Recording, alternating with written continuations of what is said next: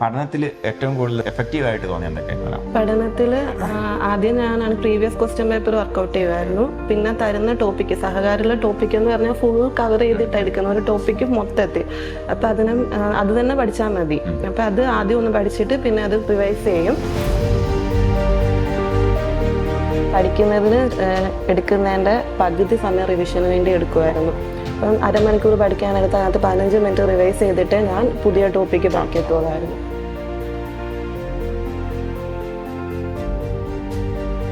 Junior cooperative inspector success story Sahakari race plus continue ചെയ്തുകൊണ്ടിരിക്കുകയാണ്. ഇന്ന് നമ്മൾ കൊല്ലം ഓച്ചിറയിൽ ആണുള്ളത്.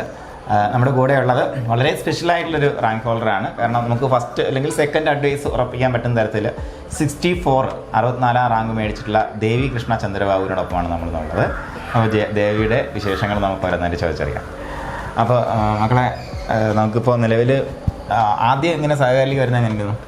സാർ, ആദ്യം എനിക്ക് ഓഫ്ലൈൻ ക്ലാസ്സിന് പോകണമെന്നായിരുന്നു. പക്ഷെ കുഞ്ഞിനെ ഇട്ടിട്ട് പോകാൻ ഭയങ്കര ബുദ്ധിമുട്ട്.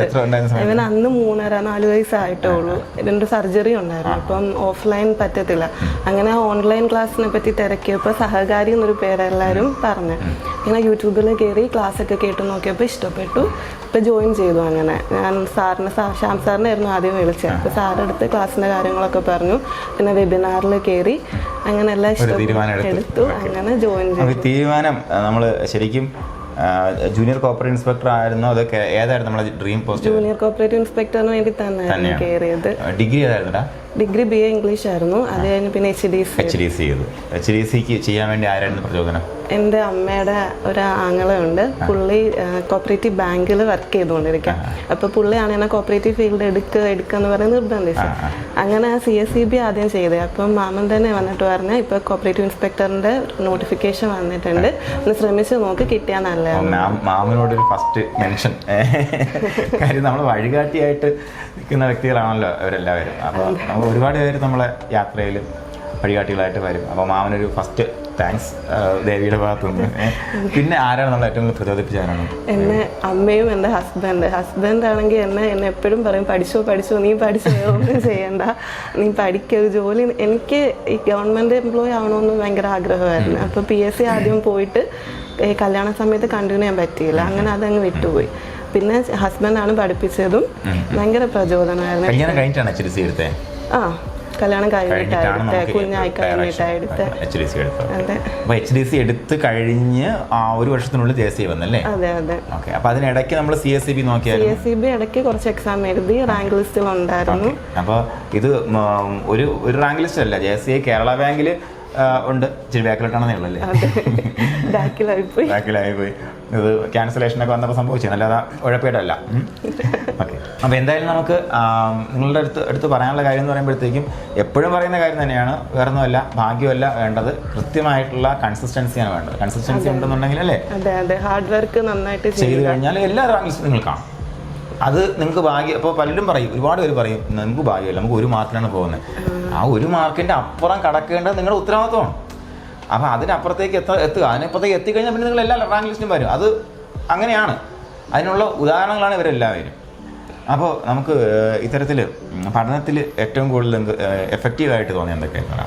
പഠനത്തിൽ ആദ്യം ഞാനാണ് പ്രീവിയസ് ക്വസ്റ്റ്യൻ പേപ്പർ വർക്കൗട്ട് ചെയ്യുമായിരുന്നു. പിന്നെ തരുന്ന ടോപ്പിക്ക് സഹകാരിയുള്ള ടോപ്പിക് എന്ന് പറഞ്ഞാൽ ഫുൾ കവർ ചെയ്തിട്ട് എടുക്കുന്ന ഒരു ടോപ്പിക്ക് മൊത്തത്തിൽ. അപ്പം അത് തന്നെ പഠിച്ചാൽ മതി. അപ്പം അത് ആദ്യം ഒന്ന് പഠിച്ചിട്ട് പിന്നെ അത് റിവൈസ് ചെയ്യും. റിവിഷൻ ചെയ്യുന്ന സമയത്ത് ഒരാഴ്ചയിൽ ഒരു ദിവസം ഞാൻ മൊത്തത്തിൽ റിവൈസ് ചെയ്യും. റിവിഷനും പഠനത്തിനും വേണ്ടിയിട്ട് എത്രത്തോളം ബാലൻസ് ചെയ്യാൻ പറ്റി? നമ്മുടെ ആദ്യം കുറച്ച് ബുദ്ധിമുട്ടായിരുന്നു.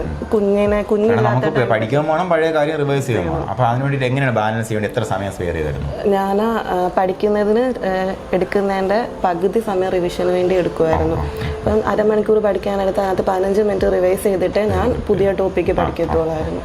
റിവിഷൻ്റെ പ്രാധാന്യം എന്ന് പറയുമ്പോഴത്തേക്ക് നിങ്ങൾ ആദ്യ റാങ്ക് വാങ്ങിയിട്ടുള്ള, നിങ്ങളിപ്പോൾ ആദ്യ റാങ്കിൽ ലക്ഷ്യം വയ്ക്കുകയാണെന്നുണ്ടെങ്കിൽ വേറെ ഒന്നും ചെയ്യണ്ട. നിങ്ങൾ ഈ വിജയികൾ പറയുന്ന കാര്യങ്ങൾ കേട്ടാൽ മാത്രം മതി. അപ്പോൾ റിവിഷൻ ഈക്വൽ ഇമ്പോർട്ടൻസ് എന്ന് പറഞ്ഞാൽ പോരാ, ഇരട്ടി ഇമ്പോർട്ടൻസ് ആണ് ഞാൻ എപ്പോഴും പറയാറുള്ളത്.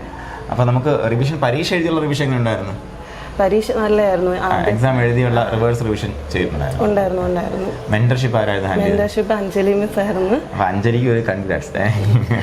മിസ് നല്ല സപ്പോർട്ടീവ് ആയിരുന്നു. എപ്പോഴും വിളിച്ച് തിരക്കുമായിരുന്നു. ഇടയ്ക്ക് ഒരു സമയത്ത് ഞങ്ങൾ ബാക്കിലോട്ട് പോയായിരുന്നു. അപ്പൊ മിസ് ഇടയ്ക്ക് എപ്പോഴും വിളിച്ചിട്ട് എന്നെ ഇങ്ങനെ മോട്ടിവേറ്റ് ചെയ്യുമായിരുന്നു.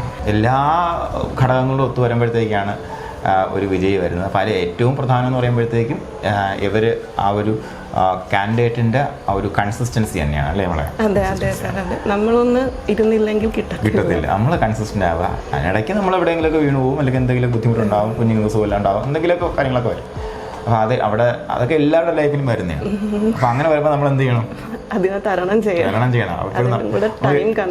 എഴുന്നേറ്റ് ഓടേണ്ടത് നമ്മുടെ ജോലിയാണ്, നമ്മുടെ ഉത്തരവാദിത്തമാണെന്ന് മനസ്സിലാക്കിയിട്ട് മുന്നോട്ട് വരിക എന്നുള്ളതാണ്. അപ്പോൾ ദേവി എല്ലാവിധ ആശംസകളും എല്ലാ കൂട്ടുകാർക്കും വിജയാശംസകൾ. Thank you.